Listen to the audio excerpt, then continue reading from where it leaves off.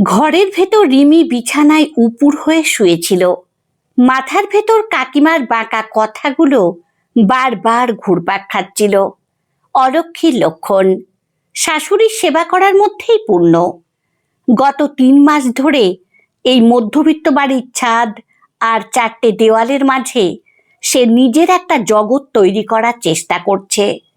কিন্তু পাড়ার কাকিমাদের এই অনধিকার চর্চা যেন সেই শান্তিটাকে এক নিমেষে ধুলোয় মিশিয়ে দেয়। বাইরে থেকে শাশুড়ির খুন্তি নাড়ানোর মৃদু শব্দ ভেসে আসছে। অন্যদিন শাশুড়িমা রান্নার সময় গুনগুন করে গান করেন, কিন্তু আজ বাড়িটা অস্বাভাবিক রকমের নিস্তব্ধ। রিমির নিজেরও বুকের ভেতরটা মোচড় দিয়ে উঠল। সে জানে সে আজ বড় বেশি স্পষ্ট কথা বলে ফেলেছে। শাশুড়ি মায়ের উপর চিৎকার করাটা হয়তো ঠিক হয়নি, কিন্তু সেই মুহূর্তে নিজেকে আর সামলাতে পারেনি সে। কিছুক্ষণ পর পায়ের আওয়াজ পাওয়া গেল। অনিমা দেবী দরজার সামনে এসে দাঁড়ালেন। নক না করেই তিনি ভেতরে এলেন। হাতে 1 কাপ ধোঁয়া ওঠা লিকার চা আর 2টো বিস্কুট। রিমিকে চুপচাপ খাটের কোনায় গুটিসুটি মেরে বসে থাকতে দেখে অনিমা দেবী ধীর পায়ে বিছানার পাশে এসে বসলেন। রিমি, রাগ করিস না মা। আমি তো জানি তোর পড়াশোনার চাপে তুই কতটা ক্লান্ত থাকিস। আসলে তোর কাকিমার স্বভাবটাই ওই রকম। ওটা ওর অভ্যেস। লোকের খুঁত না ধরলে ওর পেটের ভাত হজম হয় না। ওর নিজের মেয়ে রিনি ভালো থাকে কিনা তার চেয়েও বড় কথা হলো অন্যের বাড়ির বউ কেমন চলছে, সেটাই উনার দেখার বিষয়। রিমি মুখ তুলে চাইল, একটু নিচু স্বরে বলল, মা, আপনি যদি এভাবে সবটা মুখ বুজে সহ্য করেন তবে আপনার উপর দিয়ে লোকে আরো বেশি করে যাবে। আজ উনি আমাকে বললেন, কাল হয়তো আমার পড়াশোনা নিয়ে বাজে কথা বলবেন, পরশু অন্য কিছু নিয়ে। আপনি প্রতিবাদ না করলে এই কথাগুলোই সত্যি বলে মনে হতে থাকে।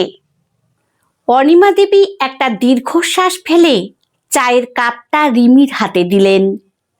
শোন রিমি, সংসারটা তো অনেকটা নুন চিনি আর ঝালের ভারসাম্যের মতো। সুমিত্রা যখন বিষ ঢালে তখন যদি আমি তেতে উঠি তবে আগুনটা তো আমার নিজের বাড়িতেই লাগবে। আমি ওসব কথাকে পাত্তা দিই না। আমার মনে হতো চুপ করে থাকলেই শান্তি। তবে আজ তুই যেটা বললি সেটা আমাকে নতুন করে ভাবাচ্ছে। আমি কি সত্যি ভুল করেছিলাম?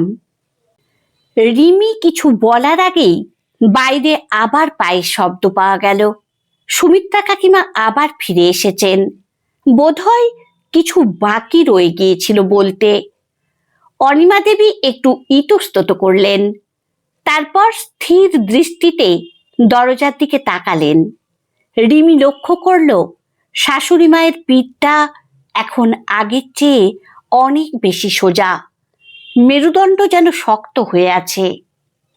অনিমা দেবী বাইরে বেরিয়ে আসতেই সুমিত্রা কাকিমা বললেন, দিদি, তোমার বৌমা আবার কিছু মনে করলো না তো ঘুম থেকে ওঠার কথা বললাম বলে?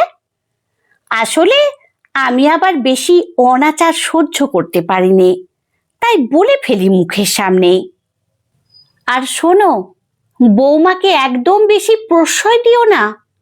দেখবে যদি একটা চাকরি পেয়ে যায় অমনি তোমার ছেলেকে নিয়ে আলাদা হয়ে যাবে, তোমার এ বাড়িতে আর থাকবে না। তার চেয়ে বরং পড়াশোনা বন্ধ করিয়ে ঘরের কাজে লাগাও। তোমার ভালো চাই বলেই বলছি, তুমি আবার খারাপ ভেবো না যেন। অনিমা দেবী এবার আর মাথা নিচু করলেন না। তিনি সোজা সুমিত্রা কাকিমার চোখের দিকে তাকিয়ে দীর্ঘ কণ্ঠে বললেন, রিমি যদি আমার নিজের মেয়ে হতো তাহলে কি আমি ওর পড়াশোনা বন্ধ করিয়ে ঘরের কাজে ওকে লাগাতে পারতাম?